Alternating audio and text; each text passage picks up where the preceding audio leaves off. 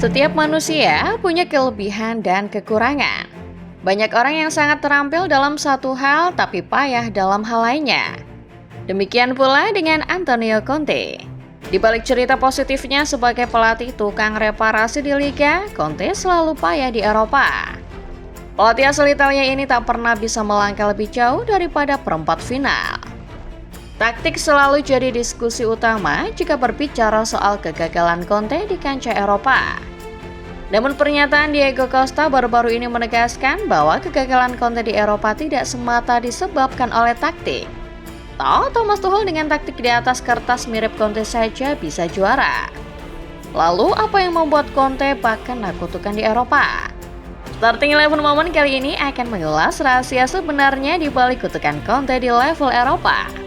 Benarkah cuma taktik 3-4-3 kunonya yang jadi satu-satunya penyebab ia selalu gagal bersaing? Simak selengkapnya.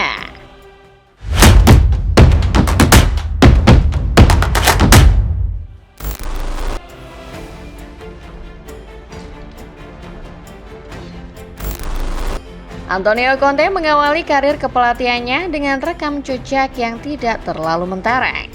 Tahun 2009 ketika masih menangani Atalanta, Conte cuma catatkan rata poin sebesar 0,93 poin. Namun pamor pria kelahiran Lecce Italia itu berhasil meroket berkat catatan impresifnya ketika menangani mantan klubnya Juventus. Juventus sedang dilanda prahara. 2 kali beruntun finish di urutan ke-7 klasemen Serie A, gagal mendapat tiket menuju Liga Champions. Namun kedatangan Conte mengubah wajah si nyonya tua. Ia berhasil membawa Juve juarai Serie A 3 kali berturut-turut sejak kedatangannya pada musim panas tahun 2011. Cerita sukses Conte berlanjut di tim-tim berikutnya. Di Chelsea, Conte datang pasca kepergian manajer legendaris Jose Mourinho. Musim 2015-2016, The Blues cuma bisa finish di urutan ke-10 klasemen akhir Premier League. Namun Conte berhasil membawa tim asal London para juara di musim pertamanya, musim 2016-2017. Inter juga merasakan sentuhan ajaib mantan gelandang pengangkut air Juventus tersebut. Conte datang setelah manajer sebelumnya Luciano Spalletti cuma bisa finish di urutan ke-4 klasemen akhir Serie A. Kedatangan Conte langsung membuat Inter juara di musim debut sang pelatih musim 2019-2020.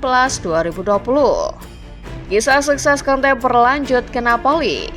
Sepeninggal Luciano Spalletti, tim asal kota Naples guncang. Sejumlah pelatih datang dan pergi, tetapi hanya bisa membuat tim ini finish di urutan ke-10 klasemen. Conte dengan takdir ajaibnya mengubah Napoli dan kembali juara di musim perdananya menukangi Il Partenope.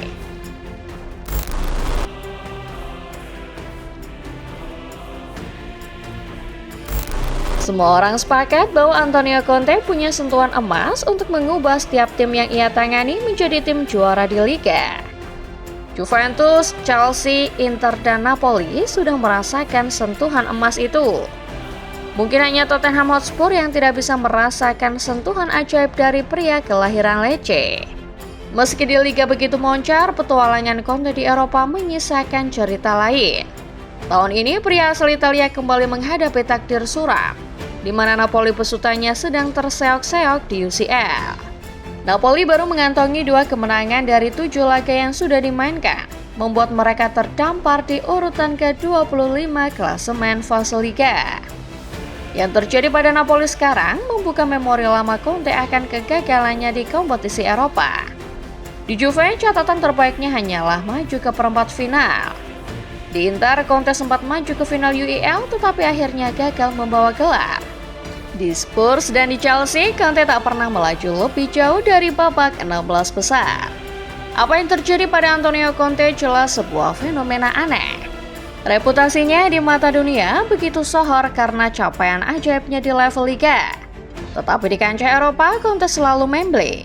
Bahkan berkat capaian negatif tersebut, Conte banyak diolok sebagai pelatih jago kandang. Tapi apa sebenarnya yang membuat Conte begitu cupu di Eropa?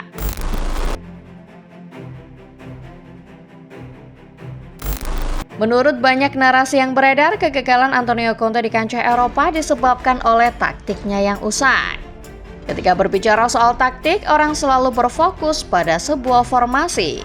Skema 3 back yang selalu jadi andalan Conte banyak dinarasikan sebagai penyebab terbesar kegagalannya di Eropa. Namun apabila kita berpikir sedikit lebih kritis, Conte sebenarnya bukan pelatih yang kolot-kolot amat soal formasi. Ya, skema 3 back adalah skema kegemarannya. Tapi musim lalu ia lebih banyak memakai 4-3-3 di Napoli. Jadi bisa dibilang opini bahwa Conte gagal gara-gara terlalu kolot pakai skema 3 back bisa dibilang terpantahkan. Lalu kalau memang skema 3 back tidak cocok di Liga Champions, kita perlu melihat kembali ke tahun 2021. Siapa yang juara Liga Champions pada waktu itu? Yap, Thomas Tuchel bersama Chelsea. Taktik Tuchel waktu itu juga menggunakan skema 3 back 3-4-3 persis Conte. Tapi kenapa Tuchel berhasil sementara Conte gagal? Jadi ketika bicara soal taktik, formasi bukan segalanya.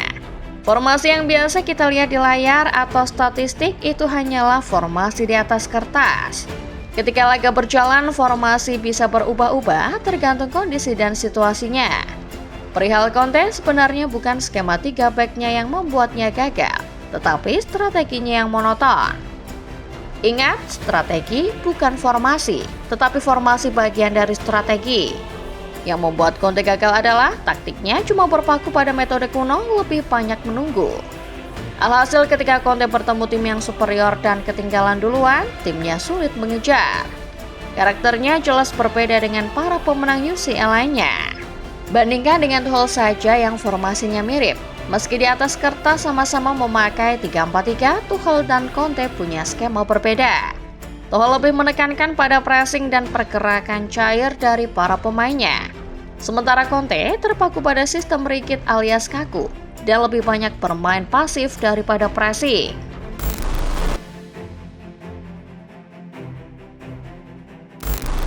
Strategi dan pilihan taktik adalah salah satu penyebab Antonio Conte selalu gagal mencicip prestasi lebih besar di pentas Eropa. Namun, apakah strategi jadi satu-satunya alasan mengapa Conte gagal? Tentu saja tidak. Selain strategi, karakter juga jadi penyebab lain. Sesuatu yang baru-baru ini disorot Diego Costa dalam sebuah pernyataan. Dalam podcast The Obi-Wan Podcast milik ex-pemain Chelsea lainnya John Obi Mikel, Costa berkata, dia adalah orang yang tidak percaya dengan orang lain. Dia pikir dia tahu segalanya. Orangnya pahit, selalu marah-marah dan terlihat kesal. Itulah kenapa dia tidak bertahan lama. Ya, pernyataan Costa memberi kita sedikit gambaran yang sejatinya juga sudah menjadi rahasia umum. Conte adalah pelatih yang suka menuntut. Bahkan, ia tidak segan-segan mendepak pemain yang tidak mau bekerja keras di dalam skemanya. Dalam satu wawancara, ia pernah bilang, kalau ada pemain yang attitude-nya buruk, aku lebih baik membunuhnya. Ucapan Conte bukan isapan jempol semata. Gianluigi Buffon bilang ia pernah kena Hardy Conte gara-gara bertanya soal bonus. Nah, dua kasus ini bisa jadi gambaran bagaimana kerasnya Conte. Mentalitas itu tidak akan cocok dengan beberapa pemain bintang. Padahal untuk memenangkan gelar, Conte perlu pemain bintang. Ini juga menyorot kenapa di Inter, Chelsea maupun Napoli, Conte banyak menyukai para pemain buangan. Para pemain ini gampang diatur. Karakter Conte membuatnya sangat cocok untuk liga yang menuntut konsistensi. Tapi untuk sebuah turnamen yang hasilnya bisa ditentukan hanya dari satu laga, ia selalu gagal.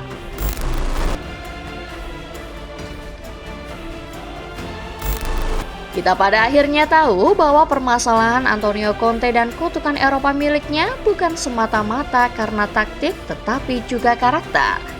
Sekarang pertanyaannya, bisakah ia mengubah kutukan itu di Napoli? Jawabannya, bisa jadi ya, bisa jadi tidak. Asalkan Conte dan Napoli bisa dan mau berubah. Menurut Transfermarkt, rata-rata periode Conte menjadi pelatih hanya di angka 1,39 tahun. Angka itu menjadi bukti bahwa Conte tak pernah mendapat periode yang mapan untuk membangun tim juara. Di Napoli, Presiden Aurelio De Laurentiis pernah menyatakan komitmen penuhnya untuk Conte. Jadi ini bisa jadi titik balik. Conte selalu bercekcok dengan manajemen. Ia bahkan diisukan tidak akan bertahan di Napoli, mengingat De Laurentiis sendiri merupakan pemilik yang dikenal problematik dan blak-blakan.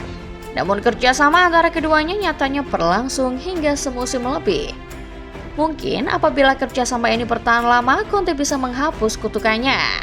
Napoli perlu beradaptasi, memberi keleluasaan lebih supaya Conte bisa membangun dinasti dan tim juaranya sendiri di Napoli.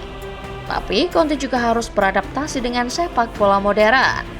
Gaya melatihnya sudah kelewat usang, baik dari caranya menangani pemain atau soal pilihan taktik.